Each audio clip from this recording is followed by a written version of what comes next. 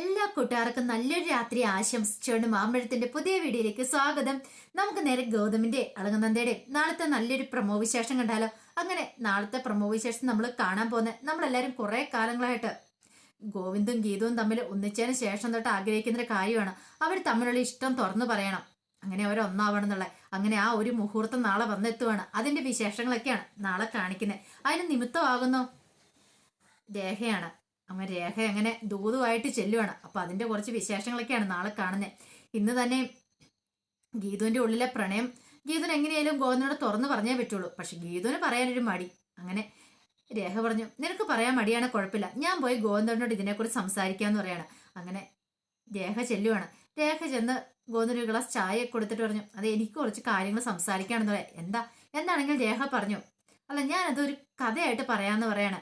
പിന്നീട് ഗീതുവിനോടുള്ള സ്നേഹം ഗോവിന്ദനോടുള്ള സ്നേഹം, അപ്പൊ ഇതിനു മുമ്പ് കിഷോറുമായിട്ടുള്ള അഫെയറും അതിനുശേഷം ഉണ്ടായ സംഭവങ്ങളും എല്ലാം പറയുവാണ്. എല്ലാം പറഞ്ഞ് കേട്ട് കഴിഞ്ഞപ്പോഴത്തേനും ഗോവിന്ദന് കാര്യങ്ങളൊക്കെ മനസ്സിലായി. ഗോവിന്ദ് പറഞ്ഞു, അല്ല ഇപ്പൊ രേഖ കഥ പറഞ്ഞത് ആരെക്കുറിച്ചാന്ന് ചോദിക്കണം. അല്ല ഗോവിന്ദന് മനസ്സിലായോ? ആ, ചെറിയൊരു രീതിയിലൊക്കെ മനസ്സിലായിട്ടുണ്ട്. അന്നെങ്കിൽ അങ്ങനെ തന്നെയാ കാര്യങ്ങള്.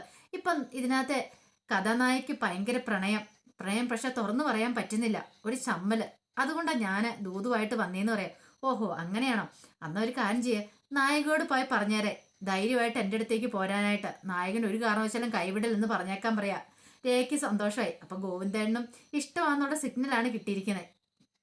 അങ്ങനെ രേഖ അങ്ങോട്ട് പോയി കഴിഞ്ഞപ്പോൾ ഗോവിന്ദന് എന്ത് ചെയ്യണമെന്ന് അറിയത്തില്ല. വല്ലാത്തൊരു ടെൻഷനോ ഒരു വെപ്രാളോ ഒക്കെ. ഇത്രയും നാളും കാത്തിരുന്ന് ഈ ഒരു നല്ല മുഹൂർത്തത്തിന് വേണ്ടിയാ. അപ്പൊ അവളുടെ മനസ്സിൽ തന്നോട് പ്രണയമുണ്ടെന്ന് മനസ്സിലായി. ഇനിയിപ്പൊ പ്രണയം രണ്ടുപേരും അങ്ങോട്ട് തുറന്നു പറയണം. പക്ഷെ എങ്ങനെ പറയും? ആകെ ഒരു കൺഫ്യൂഷൻ ആയിപ്പോയി. പിന്നീട് മുറിയിന്ന് വെളിയിലേക്ക് ചെന്നപ്പോ ഗീതു ആകെപ്പാടെ അക്ഷമയായിട്ട് ഇങ്ങനെ കാത്തു നിൽക്കുമായിരുന്നു. എന്തായി രേഖിച്ച് കാര്യങ്ങളൊക്കെ സംസാരിച്ചോ? ഒന്ന് പറ്റിക്കാൻ തന്നെ തീരുമാനിച്ചു. ഞാൻ പറഞ്ഞിട്ട് ഗോവിന്ദേണ്ണ ഒരു ശരിയായിട്ടൊന്നും നെഗറ്റീവ് റെസ്പോൺസാണ് കാണിച്ച് ആണോ? ഞാൻ അപ്പോഴേ പറഞ്ഞില്ല, എനിക്ക് തോന്നിയായിരുന്നു ഗോവിന്ദേണ്ണ ചിലപ്പോൾ എന്നോട് ഇഷ്ടമില്ലെങ്കിൽ പിന്നെ ഞാൻ വെറുതെ പോയി ചമ്മണ്ടല്ലോ. എനിക്കറിയാം, അതുകൊണ്ടാണ് ഞാൻ രേഖിച്ച് പറയാതിരുന്നത്. ഇപ്പൊ രേഖിച്ചിക്ക് മനസ്സിലായില്ലേ?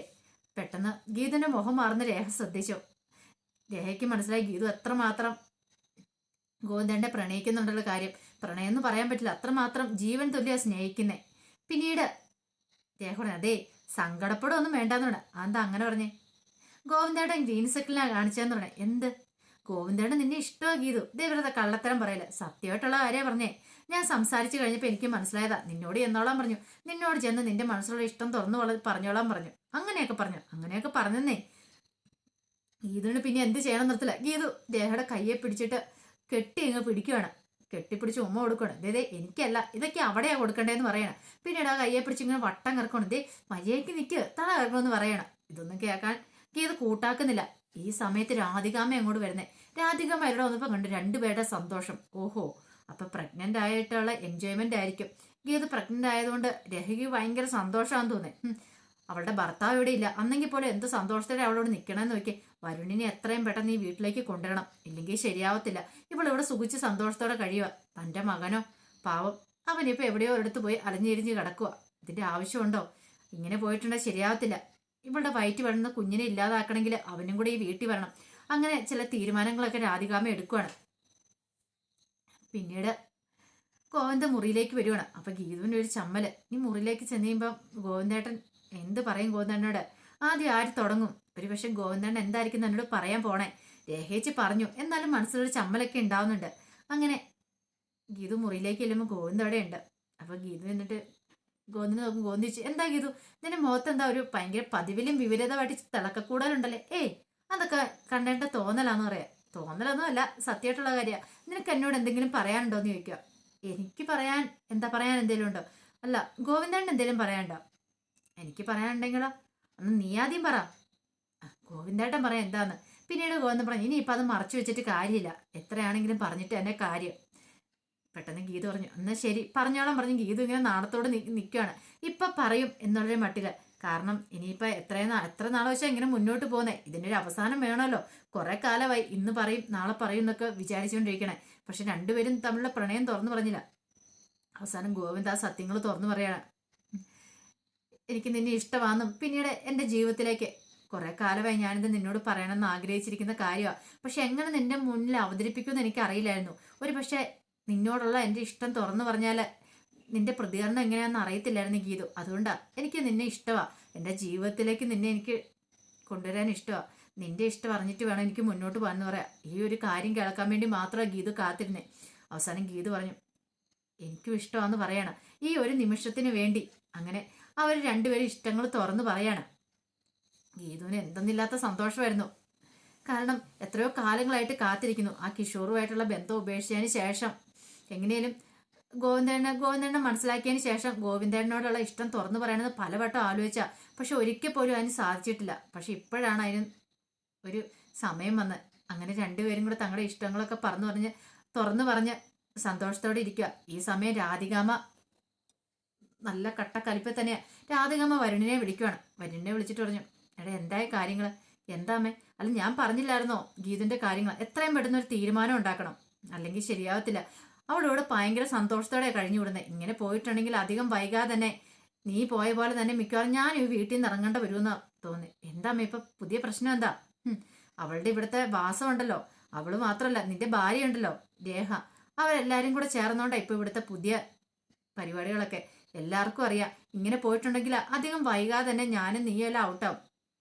വരുൺ പറഞ്ഞു ഞാൻ അപ്പോഴേ പറഞ്ഞില്ലേ അവൾ ആദ്യം ഇറക്കി വിടണം എൻ്റെ ഭാര്യ എന്ന് പറഞ്ഞ രേഖേനെ, അവളെ ആദ്യം വീട്ടിൽ നിന്ന് ഇറക്കണ്ടേന്ന് പറയാം. എടാ നീ അതിനെക്കുറിച്ച് ചിന്തിക്കാതെ ഇപ്പൊ ഗീതുവിന്റെ വയറ്റ് വളരുന്ന കുഞ്ഞിനെ എങ്ങനെ ഇല്ലാതാക്കാന്നതിനെ കുറിച്ച് നീ ചിന്തിക്കുക. അമ്മേ അങ്ങനെ അതിനെ ഇല്ലാതാക്കണമെങ്കിൽ ഞാൻ ഇവിടെ കിടന്നിട്ട് കാര്യമുണ്ടോ? ഞാൻ അങ്ങോട്ട് വരണം, എനിക്ക് അമ്മയായിട്ട് കാണാൻ സംസാരിക്കണം. അത് മാത്രമല്ല ഗോവിന്ദണ്ണ എങ്ങനെയല്ലോ ഒന്ന് കീഴടക്കണം, എങ്കിൽ മാത്രമേ നമ്മൾ ഉദ്ദേശിക്കുന്ന പോലെ കാര്യങ്ങളും മുന്നോട്ട് പോവുള്ളൂ. ഞാനിവിടെ പുറത്താണെങ്കിൽ ഈ കാര്യങ്ങളൊന്നും നടക്കില്ല എന്ന് പറയാണ്. രാധിക പറഞ്ഞു ഞാനൊന്ന് ചോദിച്ചോട്ടെ, ഞാൻ എന്തെങ്കിലും മാർഗം ഉണ്ടോ നോക്കാൻ നിന്നെയും കൂടെ കയറ്റാൻ. അതെങ്ങനെയാ? നീ എന്ത് പ്ലാൻ ഒപ്പിച്ചാലോ അതെല്ലാം അവസാനം പാളിപ്പോവാണല്ലോ ചെയ്യുന്നേ. ഇനിയെങ്കിലും എൻ്റെ വരുണേ നീ ആ സുവർണയുടെ വാക്ക് കേട്ടൊന്നും ചെയ്യാതിരിക്കുക. അവളെ എല്ലാത്തിനും വളം വെച്ചിടും നിനക്ക്. അവളുടെ വാക്ക് കേട്ടിട്ടുണ്ടെങ്കിൽ എന്നൊക്കെ വാക്ക് കേട്ടോ അന്നെല്ലാം നിനക്ക് ദുരിതം ഉണ്ടായിട്ടുള്ളൂ. അതുകൊണ്ട് നീ സ്വന്തമായിട്ടൊരു തീരുമാനം എടുക്കാൻ പറഞ്ഞിട്ട് രാധികാമ്മ ഫോൺ വെക്കുവാണ്. ഈ സമയം സുവർണ അടുത്തുണ്ടായിരുന്നു വരുണിന്റെ. സുവർണ കേട്ട് ഈ പറയുന്നതല്ല. അപ്പൊ വരുൺ പറഞ്ഞു നിനക്കറിയാലോ സുവർണ, നീ തെറ്റിയിരിക്കൊന്നും വേണ്ട.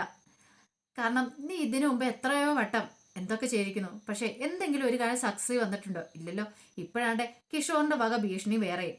എന്തേലും കിഷോറിനെ കുറിച്ച് കിഷോർ എന്തെങ്കിലും സത്യങ്ങളൊക്കെ പുറത്തു വിട്ടിട്ടുണ്ടെങ്കിൽ നീയും ഞാനും നമ്മളെല്ലാവരും കുടുങ്ങും. പിന്നെ അകത്താണോ പുറത്താണോ എന്ന് പറയാൻ പറ്റില്ല. അറക്കൽ കുടുംബത്തിന് പുറത്താവും. പിന്നെ ജയിലിലേക്കാണോ പോകേണ്ടതെന്ന് പറയാൻ പറ്റില്ല. അതുകൊണ്ട് എത്രയും പെട്ടെന്ന് എന്തെങ്കിലും ചെയ്തേ പറ്റുള്ളൂ എന്ന് പറയാം. സുവർണ പറഞ്ഞു അതോർത്ത് പേടിക്കണ്ട, ഈ പ്രാവശ്യം എന്തായാലും നമ്മുടെ പദ്ധതികളൊന്നും പൊളിയത്തില്ല. അവളുടെ വയറ്റിൽ കുഞ്ഞുണ്ടെങ്കിൽ അത് ഇല്ലാതാക്കുന്ന കാര്യം സുവർണ ഏറ്റെന്ന് പറയണം. വരും പറഞ്ഞു നീ എന്ത് ചെയ്യാൻ പോവാ? അതൊക്കെ എനിക്കറിയാം എന്ത് ചെയ്യണമെന്ന്. ഈ തവണ എൻ്റെ പ്ലാൻ പൊളിയില്ലെന്ന് പറയാം. പക്ഷെ കാര്യമുണ്ട്, അവളുടെ വയറ്റിൽ കിടന്ന് കുഞ്ഞിനെ ഇല്ലാതായി കഴിഞ്ഞിട്ടുണ്ടെങ്കിൽ രേഖനെ എത്രയും പെട്ടെന്ന് ഡിവോഴ്സ് ചെയ്യണം. എനിക്ക് വരുണിന്റെ ഭാര്യ ആവണമെന്ന് പറയാം. ശരിയെന്ന് സമ്മതിച്ചു. സമ്മതിക്കാതിരിക്കാൻ തരവില്ലായിരുന്നു. ഈ സമയം വരുൺ മനസ്സിൽ പറയുന്നുണ്ട് നടക്കാൻ പോകാത്ത കാര്യം അടിയത് ഒരിക്കലും നടക്കാൻ പോകുന്നില്ല. പിന്നെ നിന്റെ ആഗ്രഹമല്ലേ, നീ ആ മനസ്സിൽ ആഗ്രഹം കുറിച്ചു വെച്ചോ. പക്ഷെ എല്ലാം ഒന്ന് കലങ്ങി തെളിഞ്ഞ് ഗോവിന്ദണ്ണും ഇല്ലാതാവുന്ന സമയത്ത് നിന്നെയല്ല നല്ലൊരു കാശുകാരനെ പെണ്ണിനും കിട്ടി ഞാൻ സുഖമായിട്ട് ജീവിക്കും. അങ്ങനെ വരുൺ മനസ്സിൽ പറയാണ്. അപ്പൊ അതിന്റെ വിശേഷങ്ങളൊക്കെയാണ് കാണുന്നത്. അത് മാത്രമല്ല ഇനിയിപ്പോ അപർണയെ കിഷോറിനെ കൊടുക്കാനായിട്ട് ശ്രമിക്കുന്നുണ്ട്. അപർണയ്ക്ക് മനസ്സിലായി ഇനി ഓരോ ദിവസം മുന്നോട്ട് പോകുന്നൊരു അപകടമാണ് കിഷോറെ വെച്ചുകൊണ്ടിരിക്കണേ. അവനെ എത്രയും പെട്ടെന്ന് കൊടുക്കാനുള്ള പണികളൊക്കെ ചെയ്യണമെന്ന് അപർണയ്ക്ക് മനസ്സിലായി. അപ്പൊ അതിന്റെ വിശേഷങ്ങളൊക്കെയാണ് കാണാൻ പോകുന്നത്. ആ വിശേഷങ്ങൾ കാര്യം നമുക്ക് എല്ലാവർക്കും കാത്തിരിക്കാം കേട്ടോ. ഒരിക്കൽ കൂടി എല്ലാവർക്കും നല്ലൊരു രാത്രി ആശംസിച്ചുകൊണ്ട് നിർത്തുന്നു. നന്ദി.